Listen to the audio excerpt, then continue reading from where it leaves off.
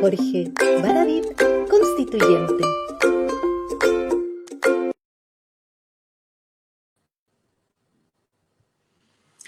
Hola, ¿cómo están? Buenas noches. Estamos transmitiendo desde algún lugar de Santiago, pandemoniados, confinados en nuestros hogares, pensando en qué estará ocurriendo allá afuera, pensando también en las personas que lo están pasando mal, que no son solamente las que están enfermas, también los que tienen temor de lo que está ocurriendo, que no saben, no tienen del todo claro lo que está ocurriendo allá afuera, con los problemas de información que tenemos y las incertidumbres que a veces son peor que los hechos reales. Hoy día tenemos un tremendo invitado para conversar del Chile de hoy, pero en particular del Chile de mañana, de la nueva Constitución y del nuevo Chile, con el que todos soñamos, ¿no? Desde estos lugares tan de pronto oscuros. Vamos a tener la compañía de Daniel Jadwe, alcalde de Recoleta. Me dice que todavía no puedo decir candidato a la presidencia, así que nos quedamos el alcalde nomás. Daniel, ¿cómo estás? Muy bien, Jorge, un abrazo. La verdad que hoy día ya no se puede decir candidato a nada, con toda esta locura, No, pensando en modificar la y mucho menos de dónde viene. Claro, ¿no? Estamos en la incertidumbre más absoluta que alguien pudiera haberse imaginado en este país. Oye, te voy a sacar al tiro el elefante de la habitación, ¿eh? Hay un elefante gigante. Hoy día se está discutiendo, pero por todos los canales, las redes de WhatsApp, la gente no tiene idea y cómo hierven con declaraciones, audios, videos sobre la posibilidad de correr la elección, la votación del próximo 10 de abril. Ya se manifestaron algunas autoridades y algunos candidatos también, y queda una de las voces más importantes, ¿no? de la contingencia, que es la tuya. ¿Cuál es tu posición frente a la posibilidad de tener que correr la elección del próximo 10 y 11 de abril? Mira, yo la verdad es que soy un convencido que la democracia debiera ser más fuerte que todos estos procesos. ¿Y a qué me refiero? Cuando uno mira este proceso hacia atrás, en abril del año pasado, cuando teníamos cerca de 2.000 casos diarios, menos, 1.500 casos diarios, ¿no? Se decidió cambiar una elección que era en octubre. Y en octubre estábamos en menos de 1.200 casos diarios. Y se cambió para abril. Y en abril estamos en 7.000 casos diarios. Entonces, hoy día la quieren volver a cambiar. Y la quieren volver a cambiar de nuevo para una fecha en que nadie puede saber si efectivamente vamos a estar mejor o peor, si va a coincidir con la tercera ola, porque además tenemos un gobierno que no ha perdido oportunidad de equivocarse y que comunica las cosas pensando con los pies, digamos, ¿no? ¿Y por qué lo digo?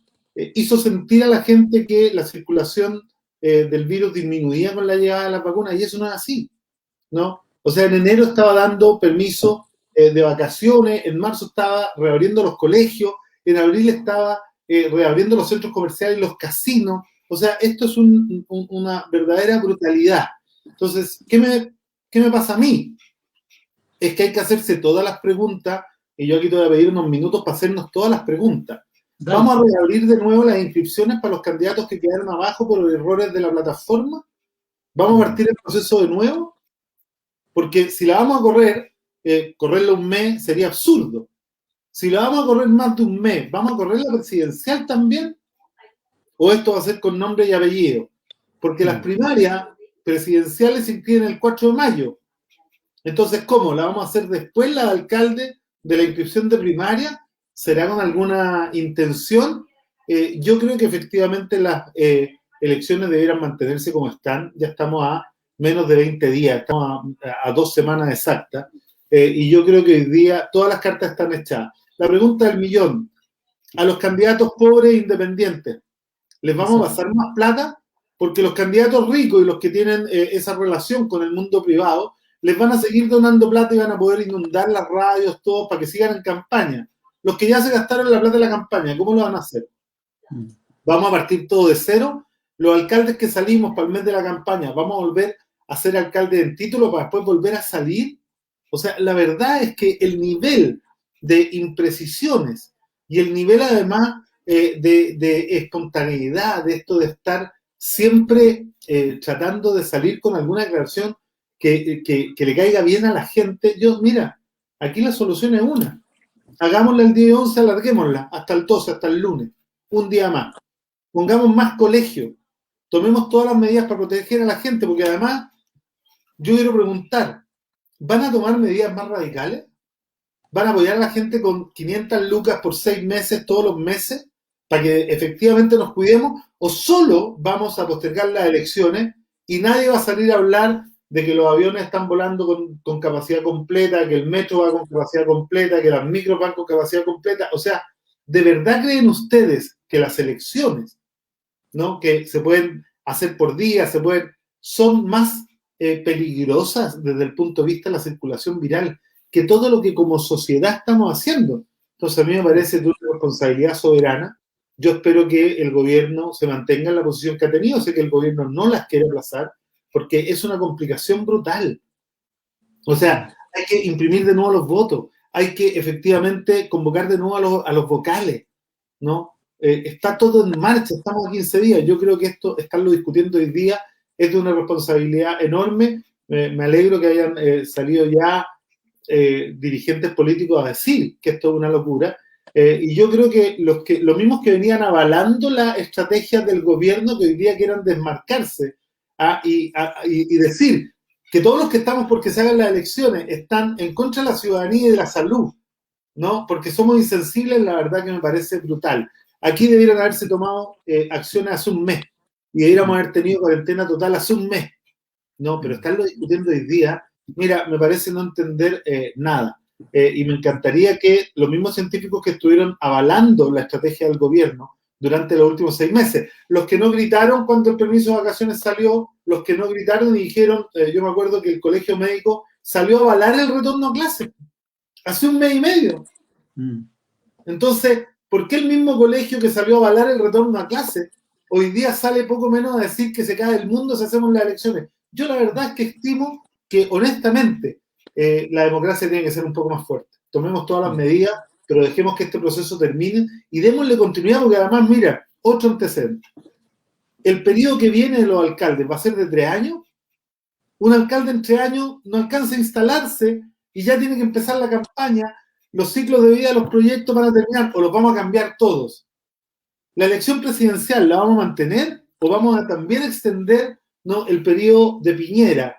¿Creemos efectivamente que vamos a estar libres o en una de esas estamos en la tercera ola? Porque la verdad es que la llegada de la vacuna en ningún país del mundo ha disminuido la circulación viral. Yo creo que hay que esperar y yo creo que hay que hacerla. Sí. El único dato que yo manejo también, que es el único dato empírico que hay, es con respecto a las elecciones de octubre pasado. En octubre pasado, 14 días después, no hubo un repunte de las infecciones, y este año las condiciones son mejores, en el sentido de que son 2 días, va a estar más aireada la circulación. No, y pero además hay un dato relevante. Mira, hoy día en las camas clínicas ya no están llegando los adultos mayores que se vacunaron. No, claro. Y eso es súper bueno. Es decir, la vacuna está surtiendo su efecto. De aquí a 15 días más, efectivamente vamos a ver una baja significativa.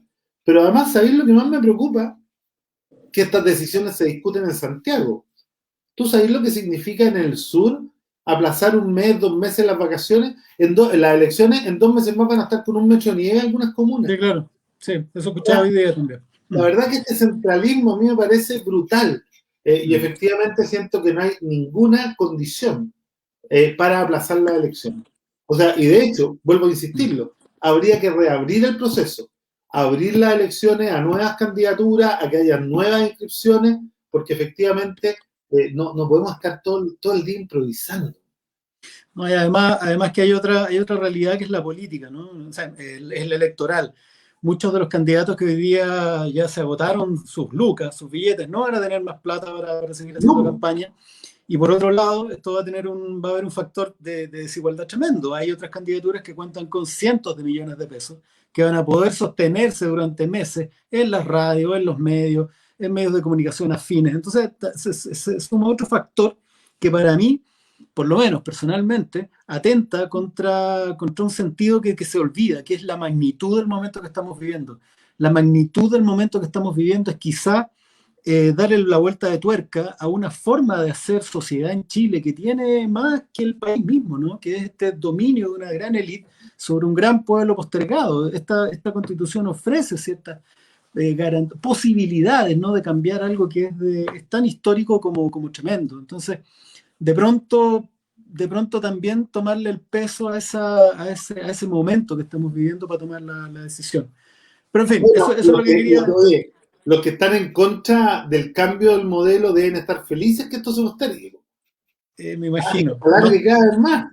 Y en una de Sí. esas termina este gobierno y no empieza este problema y se sacan el muerto encima. Porque efectivamente, mira, si alguien piensa que las elecciones van a generar un problema sanitario en nuestro país, el problema sanitario lo ha generado este gobierno con la estrategia pandemia, que ha contado, vuelvo a decirlo, con el apoyo y el aval de los mismos científicos que hoy día tratan de desmarcarse, incluso siendo muy soeces contra el gobierno. Y yo la verdad que estoy en una posición completamente contraria. Yo hoy día siento que hay que avanzar y que efectivamente replantearnos nuevamente las fechas. Mira, vuelvo a recordarlo, si lo hubiéramos hecho en la fecha original, habríamos estado en mucho mejores condiciones que hoy día, y en un mes no va a ser distinto, y en 2 meses no va a ser significativamente distinto. Entonces yo creo que hay que terminar con esto ya y dejar que esto termine, ¿no? Y yo lamento que además esto sea una discusión que se lleva en los matinales, ¿no? Y que se lleva a través de distintos medios y que no se hace mirando todas las amplificaciones. Los mismos matinales, mira, los matinales han avalado la estrategia del gobierno también. Y hoy día ponen el grito en el cielo. Yo me he enfrentado en matinales cuando yo era crítico de la estrategia y me decían que yo era peleador, que yo era un amargado, que todo lo encontraba malo, y todo lo que nosotros pronosticamos se ha ido dando cuenta que sí, la verdad que parece que teníamos razón. Recuerdo a los periodistas que me trataron de que yo me creía el mejor epidemiólogo de la historia, pero efectivamente era hacer regla de 3 con los números. Entonces, yo creo que efectivamente tenemos que poner la pelota en el suelo y decir, miren, la democracia también es importante, ¿no? Y el uso de nuestra democracia es importante. Y si hay que tomar más medidas, aumentemos las salas de votación, aumentemos los días de votación, aumentemos los recursos con los municipios para que podamos tener más mascarillas, más alcohol gel, ¿no? Y hagamos lo que hay que hacer. Ya, saquemos el elefante, Daniel, y vámonos a de lo que se trataba esta conversación originalmente. Estamos en un momento bien particular. Nadie se lo habría imaginado hace 3 años atrás, ¿no? Estallido, pandemia, crisis social. Este gobierno va a entregar un país en una crisis económica, en un nivel de tensión social gigantesco. Es un escenario de verdad terrible. Yo hoy día me paseaba por Santiago camino al comando. Yo tengo permiso para circular por ser candidato. Y miraba las calles y de verdad es tan difícil para un paseante, para un extranjero, cuantificar el nivel de la tragedia nacional que se está viviendo hoy día en las villas, en las poblaciones, en las comunas de este país, que es tan subterráneo todavía que siento que cuando esta cuestión explote, le explote a todo el mundo, me refiero, porque por supuesto que los que viven ahí lo tienen clarísimo, ¿qué le va a pasar al presidente? ¿Qué le va a pasar al próximo presidente? Va a recibir un país medio en ruina, con un nivel de presión y de efervescencia social tremendo. Entonces esta pregunta es para los futuros presidentes, señor alcalde, así que vamos a hacer como que usted es candidato. ¿Qué va a pasar con el siguiente periodo político después de los resultados de esta nueva constitución? En el fondo, este gobierno va a tener que tomar un toro caliente por las astas en términos económicos, políticos y también en términos de transformaciones. ¿Cómo debería ser el diseño de un nuevo gobierno, en particular de sus primeros 6 meses? A ver, mira, aquí es súper relevante que la gente entienda que empieza a ser indispensable conocer la diferencia de elegir a uno u a otro. Si uno escoge un defensor de este modelo, en donde el ser humano es solo un instrumento para la economía, ¿no? Seguramente va a ser un desastre. Pero si llega un presidente y un gobierno en donde el ser humano está al centro y todo lo otro es accesorio, efectivamente esto hay cientos de formas de enfrentarlo, ¿no? O sea, está la posibilidad de pedirle a los que más tienen que hagan un aporte mucho mayor al erario nacional, uno mucho mayor temporalmente y uno mayor ya pensando en el mediano y en el largo plazo, a través de una reforma tributaria, a través de un impuesto a los súper ricos, a través de la desintegración del sistema, a través de la eliminación de exenciones que ya no tienen ninguna justificación, ¿no? De tal manera de poder, primero, proyectar mayores ingresos en el largo plazo, de tal manera de poder hacer algo que es indispensable, salir a contraer deuda de largo plazo para enfrentar los problemas de corto plazo, metiéndole mucho dinero a la economía, ¿no? Y mucho dinero al fortalecimiento de la demanda. Y en eso quiero decirte que una de las primeras iniciativas que nosotros hemos propuesto, que tiene mucho que ver con esto, es el reconocimiento constitucional del trabajo doméstico y que este sea pagado a través del presupuesto general de la nación. Ningún economista serio, Jorge, te podría explicar por qué el trabajo doméstico fuera de la casa propia vale 350.000 pesos y dentro de la casa propia vale cero. Si es el mismo trabajo y contribuye de la misma forma a que toda la sociedad funcione. Si no existiera ese trabajo, nadie podría llegar a la pega, nadie podría llegar al gobierno, nadie podría ir a estudiar, nadie podría llegar a hacer clases, ¿no? Entonces, esto que además permite, ¿no? Primero, atacar al patriarcado de frente. Porque el patriarcado, una de las instituciones fundamentales, es el matrimonio, en donde se dice que por amor la mujer tiene que trabajar gratis toda su vida para que el pater familia, digamos, pueda salir a trabajar. Y para que la sociedad... A cazar el bisonte. ¿Me entendió, no? Entonces, claro. Es pero notable. Entonces, imagínate si esto lo lográramos aprobar, que está estudiado, lo hemos calculado, sale cerca de 6.900 millones de dólares al año, que se puede pagar con algunas de las medidas que ya comenté. Pero mira lo que significaría. Ninguna mujer tendría que aguantar un maltratador por depender socioeconómicamente de él. Ninguna mujer quedaría sin apoyo por vivir sola y por asumir ser la jefatura del hogar. Fortaleceríamos la demanda interna de una manera increíble, ¿no? Porque todo eso iría directamente a consumo y transitaría este país de un crecimiento en base a la utilidad a un crecimiento por el salario. Y eso es muy bueno, porque las pymes son las que le venden a la demanda local. Entonces ahí tenía una vía de reactivación potentísima. Y además tenemos el programa de la inmobiliaria popular llevada a nivel nacional para construir 100.000 viviendas en conjunto con los municipios a lo largo de todo Chile cada año para arriendo a precio justo, de tal manera de intervenir el mercado abusivo del arriendo, ¿no? Y otras propuestas en que vamos a tener que nacionalizar algunas propuestas de Recoleta para poder abaratar, simplificar y facilitar la vida de todas las personas. Una pregunta que a muchos les cae, ¿no? La tenemos muy metida en el inconsciente. Las generaciones de mi papá, de mi mamá, mis abuelos, tienen en el cuerpo, mis abuelos, todos son de clase obrera, albañiles, mineros, campesinos, y todos tienen en el cuerpo un dolor súper grande, que va más allá yo diría que va más allá de las muertes y de las desapariciones de seres humanos, sino tiene que ver con la muerte y la desaparición de un sueño, de un paraíso, de la posibilidad de acceder a una forma de sociedad distinta, que fue el 11 de septiembre. Y este 11 de septiembre es un dolor tan grande en el corazón, no solo de la política, no solo de la izquierda, sino del país, porque es el gran sueño del siglo XX hecho pedazos, ¿no?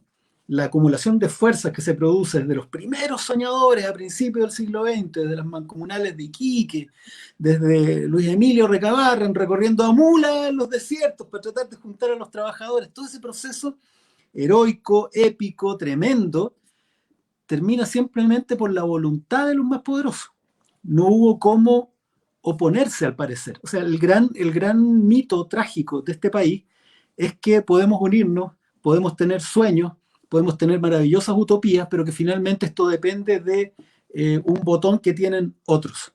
Entonces, frente a eso, una pregunta que ya he visto pasar un par de veces acá ¿cómo nosotros podemos soñar sin el temor a que vengan estos poderes enormes que moderan este país y que nos maten todo por la borda? O sea, cuando Daniel Jadwe, presidente, diga vamos a poner estos impuestos, vamos a poner estos otros impuestos, vamos a nacionalizar esto.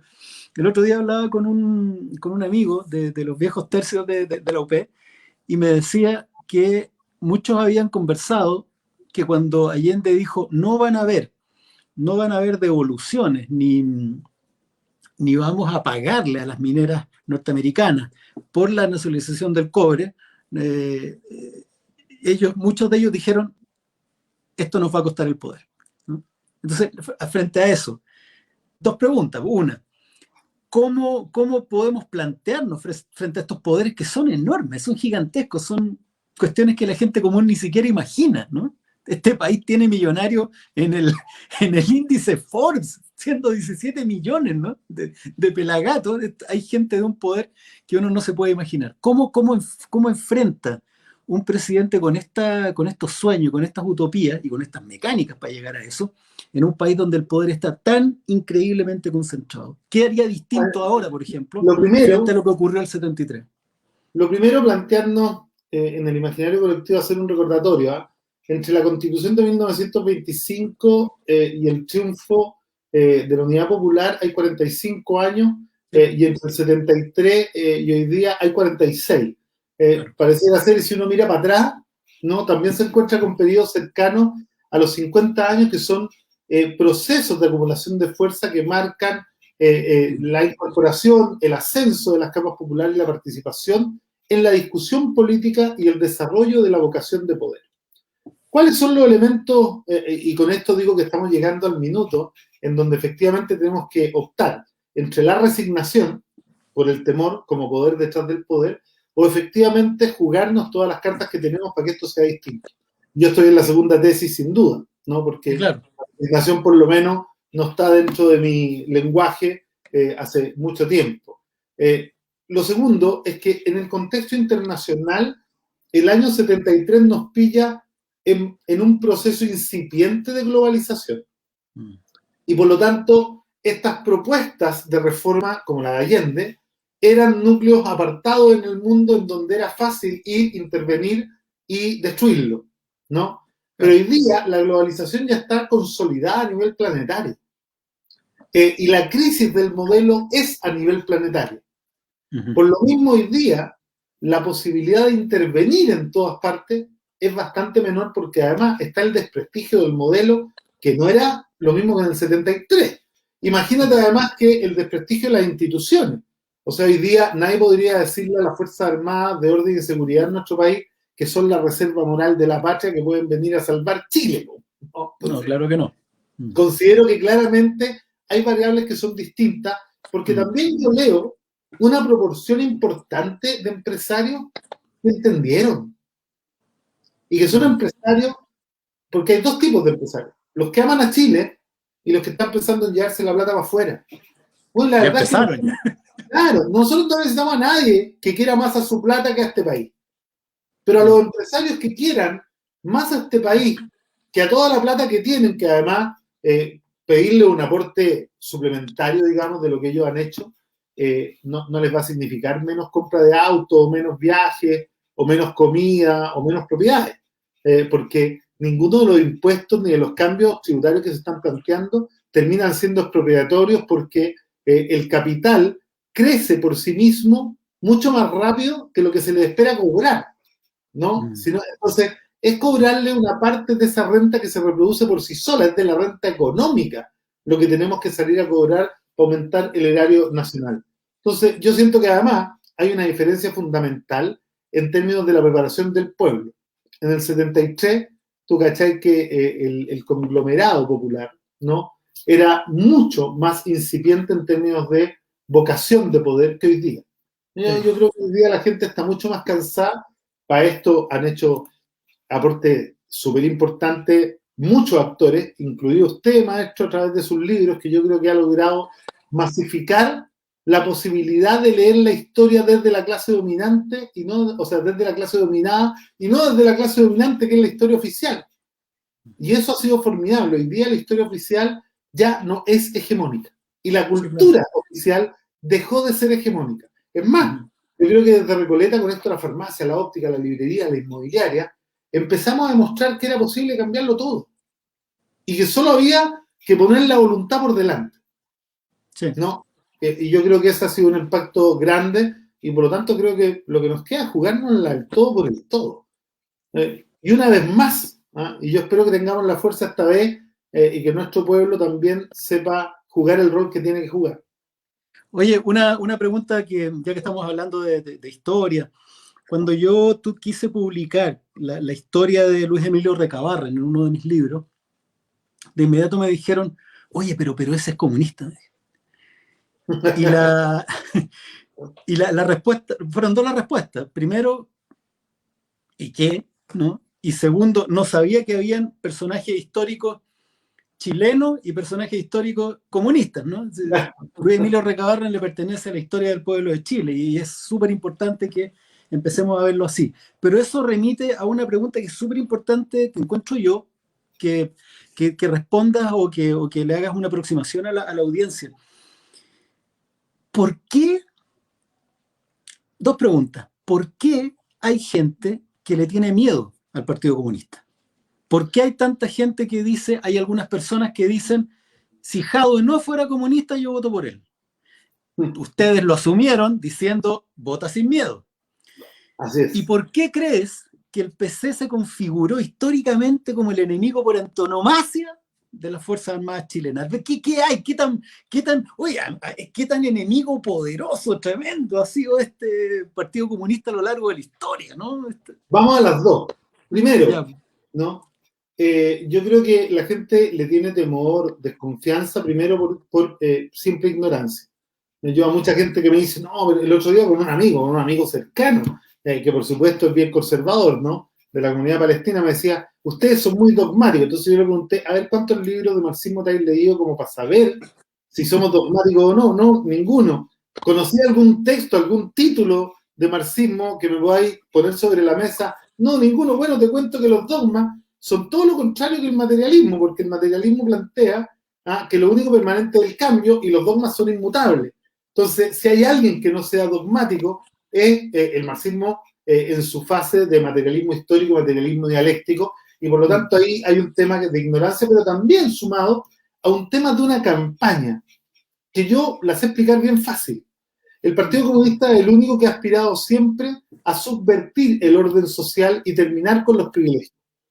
Y por lo tanto, para todos los defensores de esos privilegios, incluso para los regalones de este sistema de privilegiados, porque hay algunos que son desclasados, digamos, que vienen de los sectores populares, pero que llegan a cuotas de poder, llegan a ser diputados, llegan a ser senadores, y eso les da un estatus intermedio, ¿no? Sin entender que sirven finalmente a veces a la clase dominante, ¿no?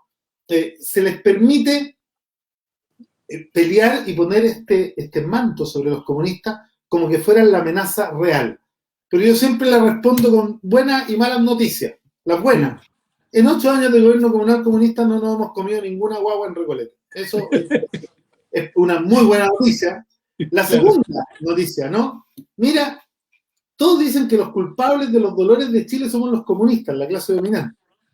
Y dicen, no, los comunistas van a destruir Chile. Pero resulta que los comunistas nunca hemos gobernado solos. Y las veces que hemos sido parte de gobierno, somos parte minoritaria que no logramos imponerle nuestro sello al gobierno.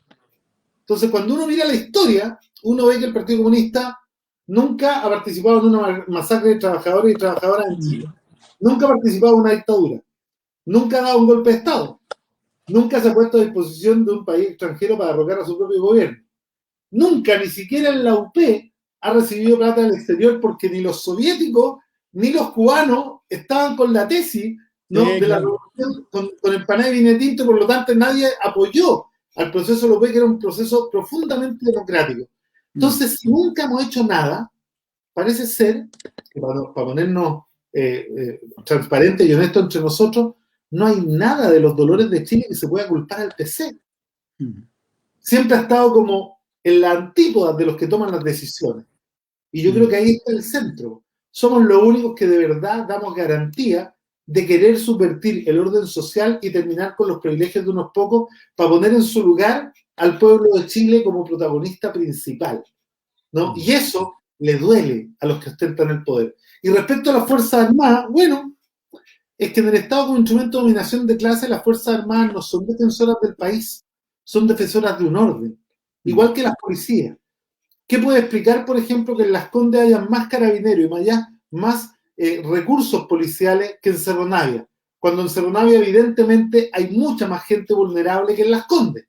Bueno, porque la policía chilena está preparada, organizada y diseñada en su estructura organizacional para cuidar las cosas y a la propiedad privada y no a la gente vulnerable. ¿Por qué una policía de clase? Y porque efectivamente son cancerberos de un modelo económico, son defensores de un modelo económico y además tienen esta cultura, ¿no?, de la familia militar. Y cuando tú tenías esa cultura que viene de la matriz judeo-cristiana, de la familia militar y de la familia de carabineros, eres mucho más leal con tu familia que con el país que juraste defender. Entonces, cuando un militar o un carabinero viola los derechos humanos, comete un crimen de lesa humanidad, salen todos a mentir, a montar, a hacer montaje, ¿no?, a tratar de explicar lo inexplicable. ¿Por qué? Porque son leales con la familia. Y por lo tanto aquí tenemos un problema de cultura organizacional potente que hay que ir a intervenir directamente, ¿no? Entonces, claro, ojalá algún día las Fuerzas Armadas entiendan que lo que los chilenos queremos es tener un sistema de jubilaciones igual al de ellos, ¿no? No. Claro. Y que con los que se tienen que enfrentar es con los de la derecha que van a terminar llevándolo al sistema de la AFP. Nosotros queremos un sistema como el de ustedes. La derecha lo que quiere es convertirlo a ustedes al sistema de la AFP para que tengan pensiones miserables en un par de años más. Entonces pongámonos de acuerdo y asumamos que todos somos ciudadanos del mismo país y avancemos para allá. Bueno, oye, con respecto a eso mismo, con respecto al tema de la policía, a ver, hay el estallido social, a veces se nos olvida en el afán de celebrar este momento histórico, esta bisagra que se produce en octubre, se nos olvida también que durante octubre, noviembre y diciembre se produjo la peor crisis de derechos humanos desde la dictadura. Tuvimos muertos, 460 mutilados oculares, cantidades enormes de heridos y apaleados, ni hablar de personas que hasta el día de hoy siguen presas sin un juicio regular. Entonces hay una pregunta que para mí también es muy importante. ¿Vamos a cometer, en el gobierno que sigue, va a cometer el mismo error de la concertación, de hacer una especie de alfombrita donde meter debajo todo, o vamos a tomar en serio la idea de la justicia, la verdad, la reparación y las garantías de no repetición? ¿Tú eres partidario de una... La memoria. La ¿Ah? memoria. Te faltó la memoria. Claro. Verdad, Sí. justicia, reparación, memoria y compromiso Garantías, que no vuelvan a... exacto, y garantías no repetición. Uh-huh. Tú vas a crear como presidente, ¿no? Estamos jugando, tú vas a crear una institución, un organismo, una comisión, palabra fea, no le gusta mucho a la gente, pero para investigar estos hechos y entregar esa memoria, verdad, justicia, reparación y garantías de no repetición. Yo creo que esto es una responsabilidad y lo tiene que hacer el Congreso. Hay que armar una comisión en el Congreso que investigue, y no solo el tema de la violación de los derechos humanos, las privatizaciones de las empresas en dictadura, ¿no? Todo lo que se le robó a Chile y al pueblo de Chile, todo lo que efectivamente tienen que devolver y efectivamente que se sepa quiénes tienen los dineros que le robaron a este país hoy día. Ponce Lerú. Entonces tú quieres una pasada de cuenta de 50 años, no del estallido. Yo creo que, mira, yo no sé si es pasada de cuenta o no, eso lo tendrán que definir tribunales, pero efectivamente aquí primero tiene que haber verdad completa. Lo que venga después de aquello, mira, lo dirá el tiempo, la correlación de fuerza, pero lo que no puede pasar es que volvamos a cometer los mismos errores, porque lo que vivimos en diciembre y en noviembre es producto de ¿qué? De que la mayoría de Chile, en 1990, hizo una apuesta que los comunistas no compartían, que se podía salir de la dictadura con la constitución de la dictadura, con la impunidad para los crímenes de la dictadura, con el modelo de la dictadura, pero además con la continuidad de la cultura organizacional de las instituciones que gobernaban en dictadura. Entonces resulta que hoy día Carabineros y la Fuerza Armada y la derecha son exactamente las mismas que las del 88. Nunca se intervino nada para pensar, por ejemplo, que hoy día pudieran ser organismos respetuosos de los derechos humanos. Se les dejó intactos. La misma cultura del montaje, del encubrimiento, de la violación de los derechos humanos, del robo y la corrupción. Entonces, cuando tú miráis, tú tienes que decir primero intervención civil, para asegurar la coordinación al poder civil de todas las Fuerzas Armadas de Orden y Seguridad. Director General de Carabineros Civil, director de Contraloría Civil, director operacional civil, directores territoriales civiles, en las alcaldías, que las comisarías tengan también a alguien comandado y nombrado por el alcalde como director de seguridad comunal, al cual se subordina la policía en lo administrativo, ¿no? Y esto pasa en la dirección de obras, pasa en el juzgado de policía local que tiene doble dependencia. Depende administrativamente del alcalde, pero técnicamente no de la institución a la cual pertenece. Pero esa doble dependencia también significa que nosotros podamos tomar conocimiento de algo que hoy día es completamente ciego para nosotros. Nosotros no sabemos lo que hace Carabineros en el territorio, no sabemos las rondas que hacen, no sabemos los recursos que tienen, no sabemos cuál es la dotación, ¿no? Nos informan lo que quieren y más encima no tenemos ningún poder de intervenir. Entonces, ¿qué me pasa a mí en Recoleta? Que solo cuidan Bellavista, porque eso sale en la tele, pero en la zona norte no. Entonces, si hay un delito en Bellavista, puta, salimos 3 veces y 3 meses seguidos en televisión y más encima los pacos mandan pacos de todas partes. ¿A qué? A que hagan servicios especiales en Bellavista durante 3 semanas hasta que la noticia desaparece. Y de ahí podría tener lo mismo, ¿no? Entonces, y además, quiero decirlo, en Recoleta durante 2 años de nuevo se han llevado una parte importante de la dotación porque han estado comprometidos en crímenes y en delitos, con los narcotraficantes, con los ladrones de patronato, en temas de corrupción. Entonces, hay que hacer una reforma total, ¿no? Pero tú estás hablando no solo de Carabineros, también le hacen la pasada. Carabineros y Fuerzas Armadas. Pero absolutamente, si las Fuerzas Armadas no pueden ser deliberantes, ¿cómo se le puede ocurrir a alguien que un general del ejército le puede decir a un chileno que es antichileno? Antichilenos son los generales que mandaron a bombardear La Moneda. Antichilenos son los generales del ejército que se pusieron a disposición de un gobierno extranjero para derrocar a su propio gobierno. Antichilenos son los que violaron a los derechos humanos de miles de compatriotas para servir al imperio y a un modelo económico. Ellos son antichilenos y tienen que responder ante la patria.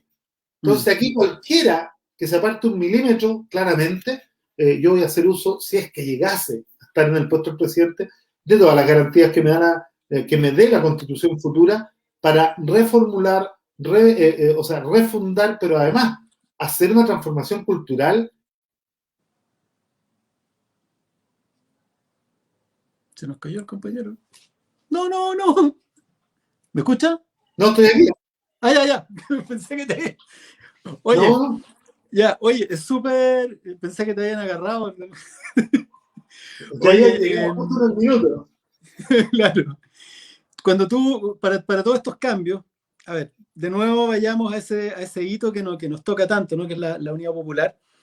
Yo no diría que es la crítica histórica, pero sí el diagnóstico histórico que se le hace es que una cantidad de transformaciones tan grandes requería también de un bloque, de un poder equivalente. Entonces, en este caso, inevitablemente tenemos que hablar de unidad. Tuvimos un ejercicio de unidad que fracasó, que es el preplebiscitario. No pudimos ir en una sola lista, hubo fragmentación, además las listas de independientes tampoco se organizaron entre ellos, pedirle mucho a lo mejor por su dispersión intrínseca, pero podría haber ocurrido y tampoco ocurrió.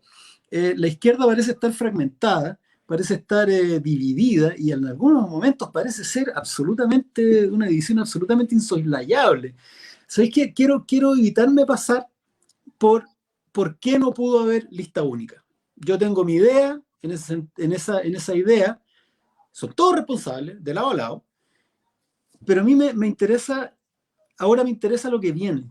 Me interesa qué va a pasar al interior de la Convención Constitucional.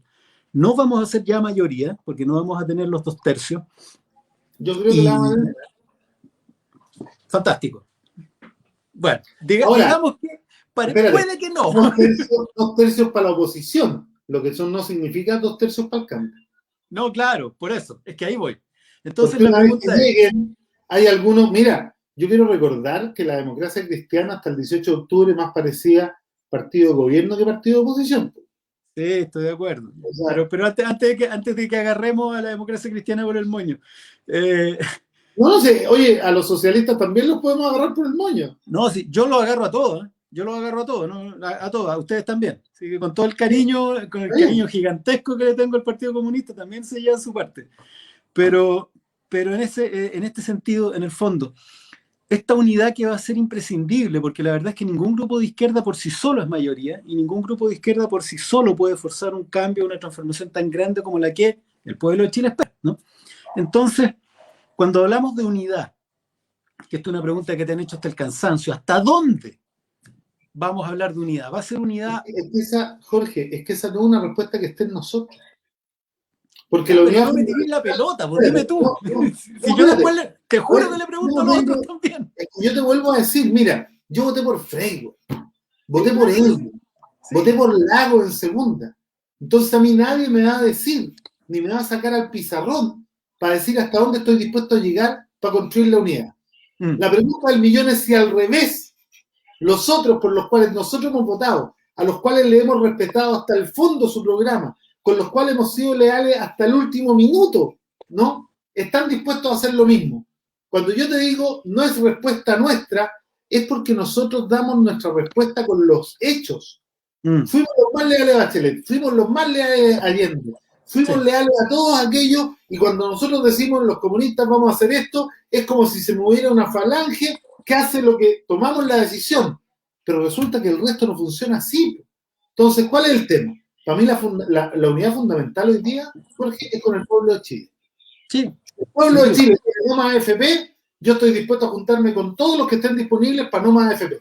Si el pueblo de Chile quiere sistema de salud universal, ¿no? Yo estoy de acuerdo a juntarme con todos los que quieran un sistema de salud universal. Si para eso necesitamos una reforma tributaria que recaude 9 puntos del PIB, estoy de acuerdo con que nos juntemos con todos los que estén disponibles para eso. Lo que no estoy de acuerdo es juntarme con gente que después me diga que no se leyó el programa. Es juntarme con gente que diga que sí, para que les demos ministerio y que después atornillen al revés. Entonces, cuando yo digo la respuesta está en ellos, es porque efectivamente creo que en este país, porque además cuando decimos la izquierda, bueno, la izquierda hay que definir bien hasta dónde llega. Porque los que gobernaron con el neoliberalismo, para mí, tienen que dar demostraciones serias de que quieren volver a ser de izquierda. ¿Ah?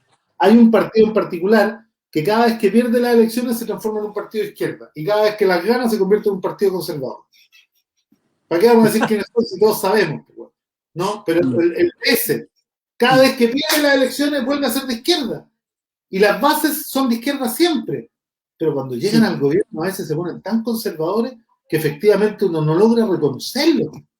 Mira, tú me habláis de unidad, está bien, yo te lo respeto, pero ¿tú has escuchado alguna vez a alguien del Partido Comunista decir que Chile se merece más que un demócrata cristiano, que un PPD o que un PS? Bueno, cuando mi candidatura apareció, estos mismos señores que han venido a pedirnos los votos durante muchas veces, vinieron a decirnos que Chile se merecía más que un gobierno comunista. Y que Chile no estaba condenado, mira qué duro, a elegir entre la UDI y el PC. Palabras de gente que se supone de centro izquierda. Palabras muy poco amables, muy poco fraternas y muy poco unitarias. Personas de la sociedad izquierda con la que hemos conversado dijeron nunca votaríamos por Jadwe ni en primera, ni en segunda, ni en tercera, ni en cuarta vuelta. ¿Tú me estás pidiendo en serio que yo te diga si soy capaz de construir unidad con ellos? Nosotros hemos votado por ellos cada vez que ha sido necesario. El problema es que ellos no están dispuestos a participar, algunos de ellos, porque las bases son distintas. Yo no aparecería en ninguna parte en la encuesta si hoy día yo no te asegurara que bases del PS, bases del PPD, bases de la ADC están mucho más cerca nuestro que de cualquier otra candidatura, y me lo dicen todos los días en la calle, ¿no? Entonces, la pregunta no es para nosotros. La pregunta es que hay algunos de esos partidos que no están dispuestos a participar en nada que ellos no dirijan. Ahora, tú en algún momento mencionaste que el Partido Comunista ya no era comunista, que en muy pocos momentos de su historia, o no recuerdo si fuiste tú o alguien más que lo dijo, había sido efectivamente comunista y que regularmente había estado mucho más cerca de la socialdemocracia o de formas de socialismo democrático que de otro camino. Entonces, si es así, si esto es así, y esos otros partidos andan circulando alrededor de la misma idea, más o menos, ¿por qué crees tú, en la misma línea de la pregunta de por qué algunos detestan tanto al Partido Comunista, ¿por qué crees tú entonces que pasa esto? ¿Por qué estos partidos son capaces de decir nunca con el PC? Nunca. ¿Qué hay ahí entonces? Porque uno puede decir anticomunismo, ya, pero ¿en qué consiste esa cuestión? Porque no están comprometidos con las transformaciones sociales y porque no están dispuestos a participar en nada que ellos no dirijan. Ellos quieren definir quién se queda con cada ministerio, no que lo definamos nosotros. Ellos quieren ponerse a repartir los cargos, ¿no? Y nosotros sencillamente no funcionamos con esa lógica. Porque yo podría decir cuáles son los temas de fondo. ¿Tú has visto a alguien que discuta programa conmigo? O sea, yo no he visto ninguna discusión de programa. A todos les parece bien las farmacias populares, después que en 20 años podrían haber hecho y no la hicieron. Podrían haber hecho la óptica, podrían haber resuelto las inmobiliarias populares. No la hicieron jamás. A todos les parece eso es lo que le pasa a uno, que uno dice, bueno, tú quieres derechos sociales garantizados, el de acá quiere derechos sociales garantizados, el de allá quiere unos impuestos progresivos, impuestos a los súper ricos, los de acá también. Entonces, ¿qué pasa? ¿Por qué ocurre esta...? Tú dices que es absolutamente esta cuestión de administrar el poder. Pero no solo eso. Ya. De si son capaces de llevar a cabo lo que dicen.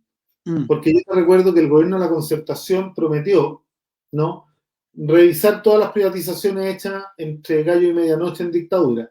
Terminó privatizándolo todo y no revisó ninguna nunca. Terminaron privatizando las sanitarias, las carreteras, el fútbol, la educación, la salud, todo, ¿no? Entonces ellos definieron que iban a restaurar los derechos laborales como el derecho a huelga y la negociación ramal. No lo pusieron en sus programas nunca, a pesar de que están los programas, pero nunca lo quisieron llevar a cabo. Entonces el tema es otro. Porque yo hoy día tú comprenderás que a mí me da un poco de risa escuchar las campañas, sobre todo las de la derecha. Yo no sé si tú has escuchado. No.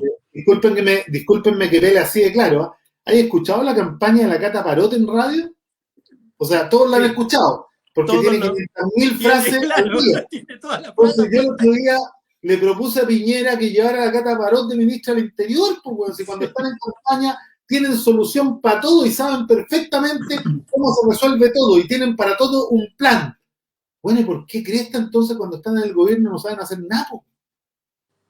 Entonces, a la Concertación, la gente también le pasa la boleta por lo mismo. ¿Cuántas veces se comprometieron a avanzar en salud, a avanzar en educación y finalmente no lo hicieron? ¿Y por qué la reforma educacional que se hizo terminó siendo cercenada por la democracia cristiana gracias a los intereses de la Mariana Elwin y su red de colegios privados? Digamos lo que son, pues. Ellos tienen demasiados lazos con el mundo empresarial que finalmente en el minuto de los cubos lo inhiben de hacer lo que dicen en campaña.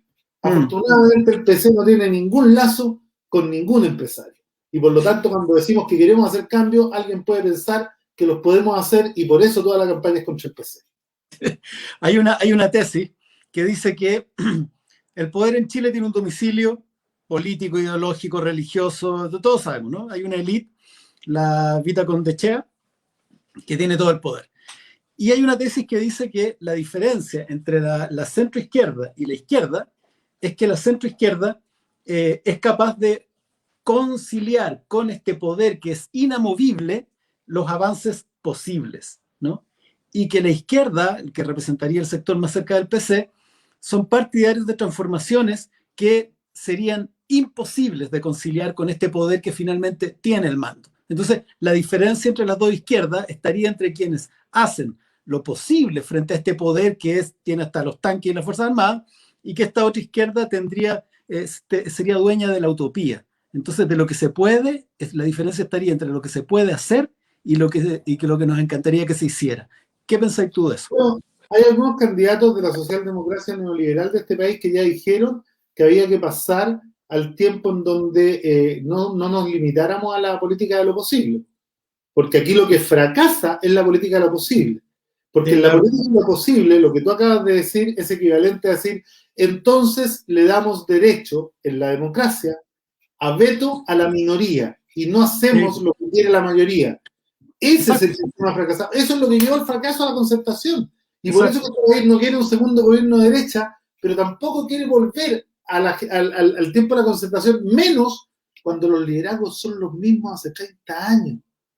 Yo tengo gente de la ADC trabajando en mi equipo de programa. Tengo gente del PS y del PP trabajando en mis equipos de programa, ¿no? Y muchos de ellos tienen un sentimiento así de rabia porque las generaciones que llevan 35, 40, 50 años de protagonistas principales de la política en sus partidos nunca los dejaron tomar las riendas ni hacer democracia interna. Entonces, el tema es que yo creo que parte de esos partidos tienen que hacer el mea culpa y dejar que en este minuto, ¿no?, lideren a aquellos que están más en sintonía con las demandas sociales, porque ellos no lo van a lograr. Esa es la gran gracia hoy día. Esa es la gran gracia. Hoy día tenemos una cantidad enorme de gente que salió a la calle, las vimos, concretamente las vimos, apoyando un proceso de transformaciones bastante más atrevido que el que se lideró antes. A mí hay una declaración de alguien que nunca ha sido procomunista, el Guido Girardi ha sido uno de los más fuertes opositores al PC. Pero hace un par de semanas dijo, mira, los que hoy día mejor representan las demandas de la ciudadanía son el PC y Jadwe. Y si no lo asumimos, estamos hasta el cuello. ¿Qué quieren hacer? Por eso que hizo esta propuesta de dejar afuera la ADC. Porque existe una duda razonable con el comportamiento futuro de los líderes, no de la base de la ADC, pero de los líderes de la ADC respecto de un compromiso real con un proceso de transformación. Porque hay muchos que van a tener que renunciar a sus propios intereses. Exacto. Si ellos están comprometidos con el poder, ellos se casan con el poder, son familia del poder, ¿no? O sea, tú comprenderás que entre escuchar a Jadwe hablando en contra de la AFP y escuchar a la Jimena Rincón, que fue directora de una AFP, ¿quién tendrá más credibilidad? Sí, claro, por supuesto. Oye, te voy a sacar un poco vamos a salir un poco de este tema y te voy a llevar a otro que es bien, no sé cómo llamarlo, fue explosivo, fue maravilloso, fue inesperado, ¿no? Que es la revolución, el advenimiento en la última década de la revolución feminista. Esto que nos ha terminado de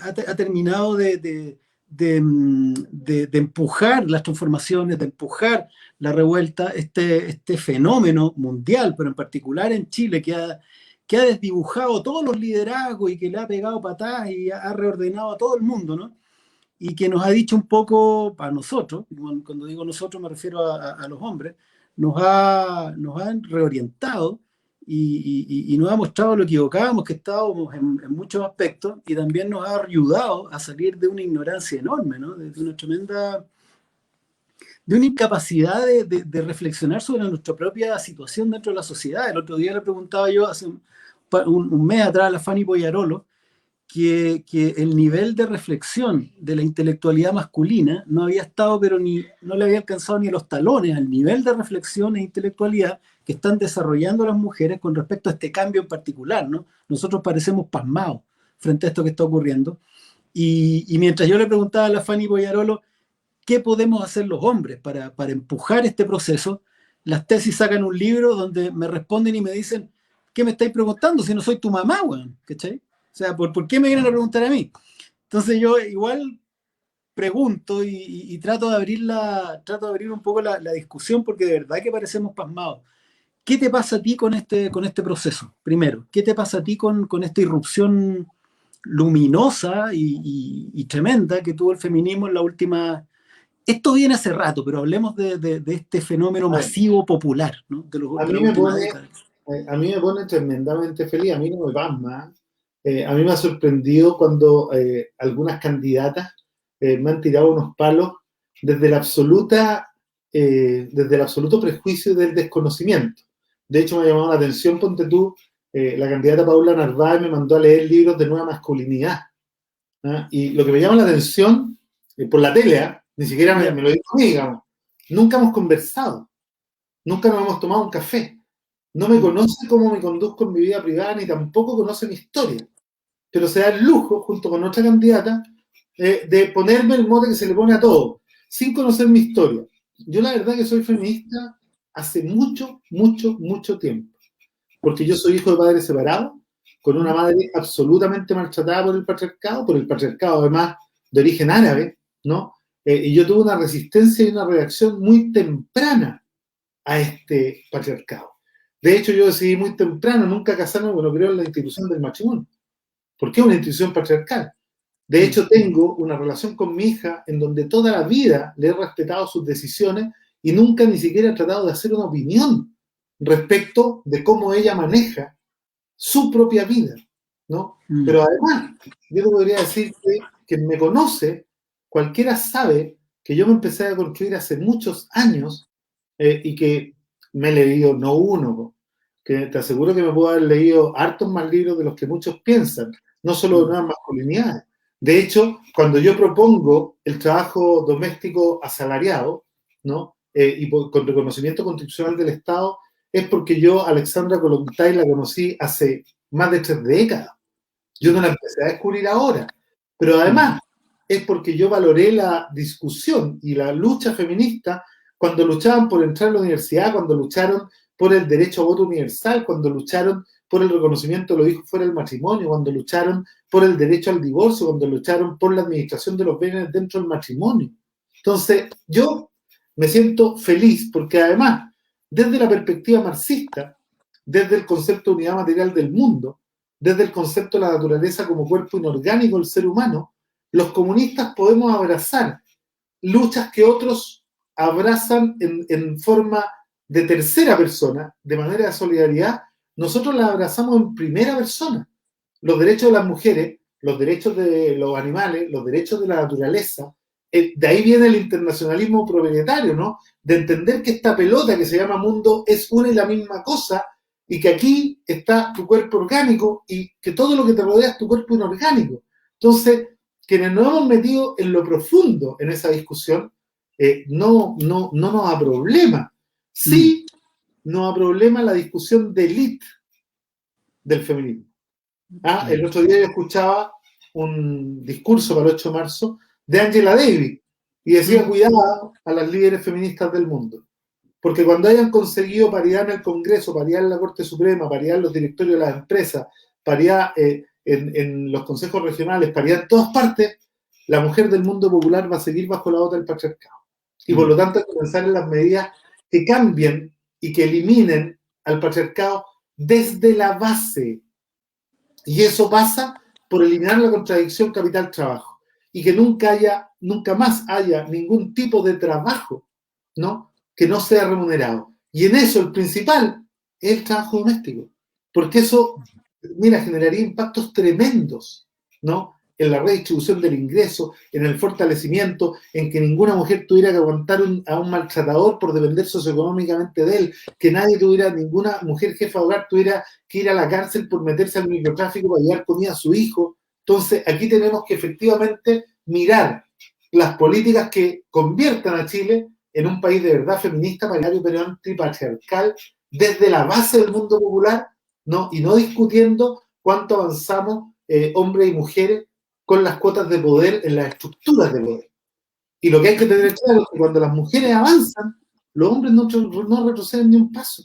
No, claro. No es un problema con nosotros somos parte del problema y tenemos que ser parte de la solución. Si esto no es, por ejemplo, yo siempre discuto, ¿no? Yo no creo que este sea tiempo de mujer, es tiempo de igualdad, ¿no? Porque a las que piensan que es tiempo de mujer, yo les digo, bueno, y entonces vamos a votar por Evelyn Matei, porque es tiempo de mujer. Yo digo, no es tiempo de mujer, es tiempo de igualdad, y es tiempo de compromiso con las mujeres comprometidas, conscientes y que están en la vanguardia. Y yo en esa lucha tengo solo que aprender de ellas y seguir aprendiendo porque es una lucha que a mí me motiva, me emociona, pero que además, con la cual yo homenajeo todos los días a mi madre que nos crió sola, que nunca tuvo el apoyo de ningún hombre y que efectivamente me mostró la fuerza y el poder de las mujeres y cuán grandes, cuán completas son cuando se hacen cargo de sus propias vidas sin que ningún hombre trate de hablar por ellas ni de interpretarlas. Entonces, ¿El nombre de pila de tu mamá? Magali. Magali del Carmen Jadwe. Magali del Carmen.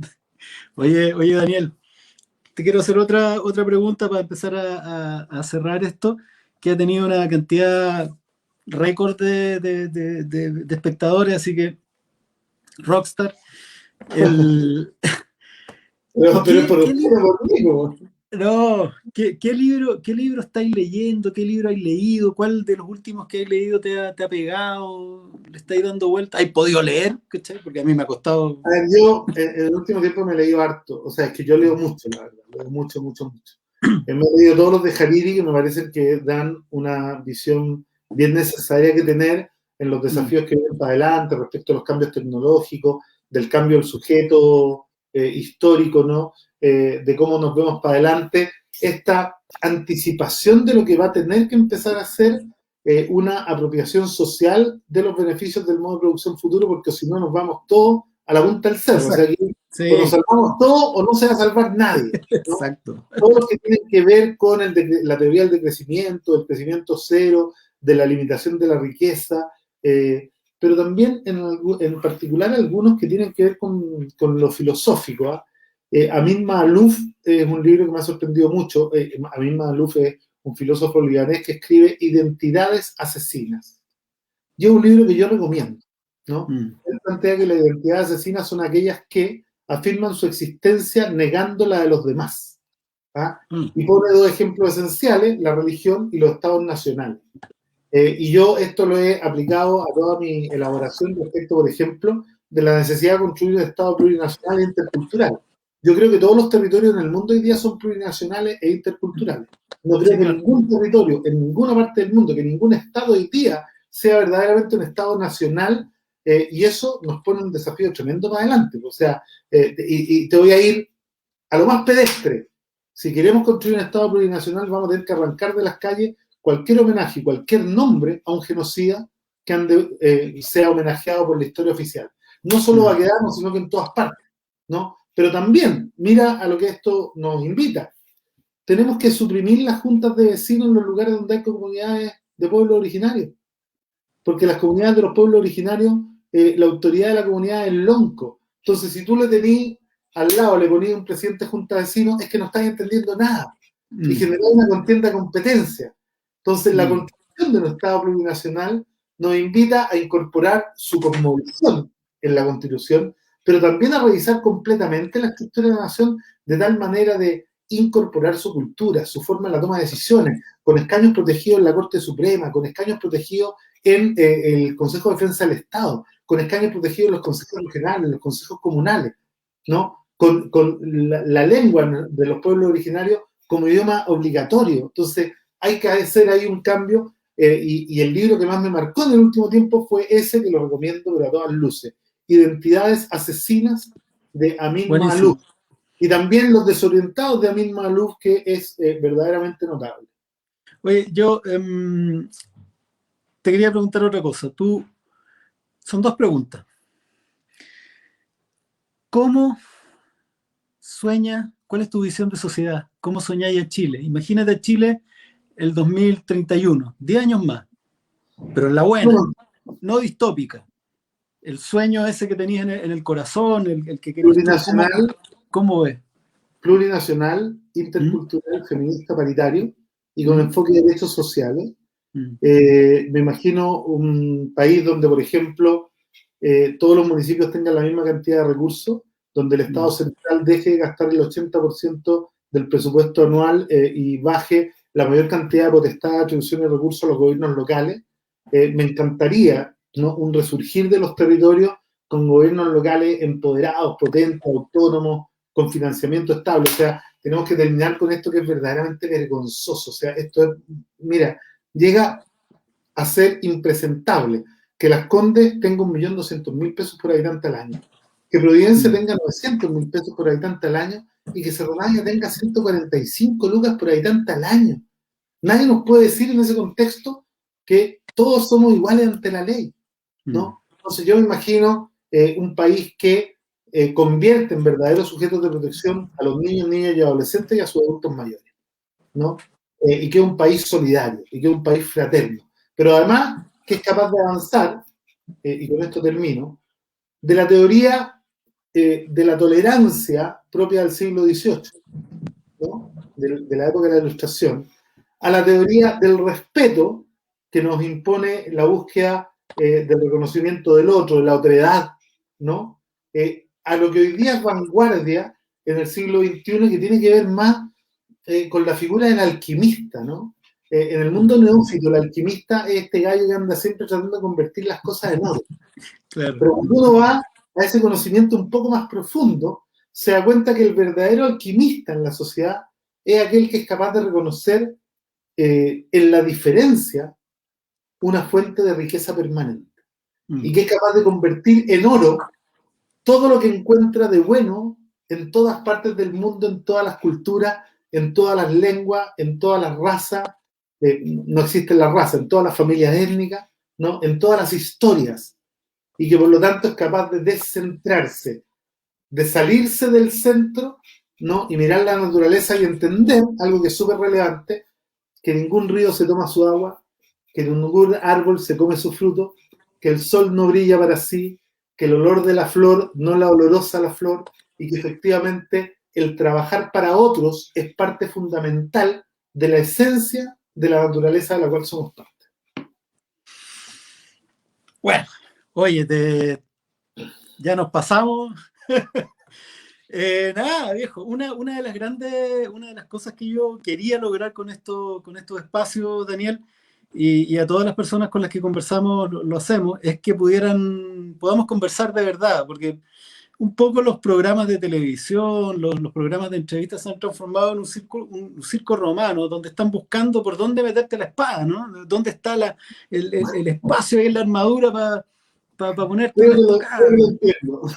Sí. Entonces, claro, a veces en ese juego tonto uno deja de poder escuchar una extensión del pensamiento de las personas. Entonces yo te agradezco que te hayas tomado el tiempo de conversar conmigo, con esta candidatura. Sé lo fregado tiempo que está y hasta ahora más todavía un fin de semana. Así que un abrazo grande, todo el cariño, dale las gracias también a toda la gente que ha estado escuchándonos y que te digo que fue un récord. Y nada, que te vaya Bueno, increíble, Daniel. yo agradecerte a ti, Jorge, porque yo te lo he dicho siempre, no es porque estemos aquí en pantalla, ¿no?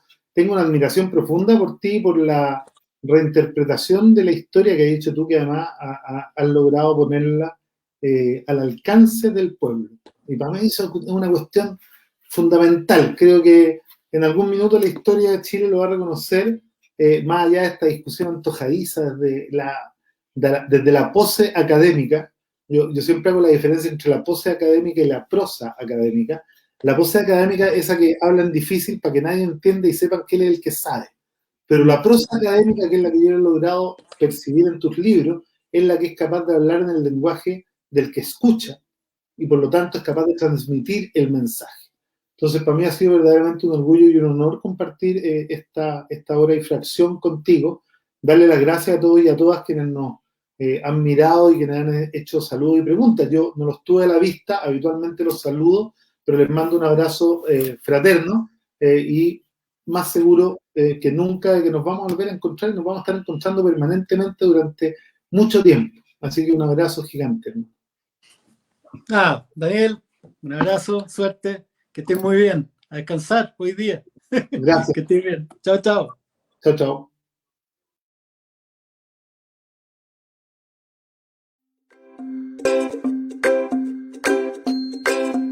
Jorge Baradit, constituyente.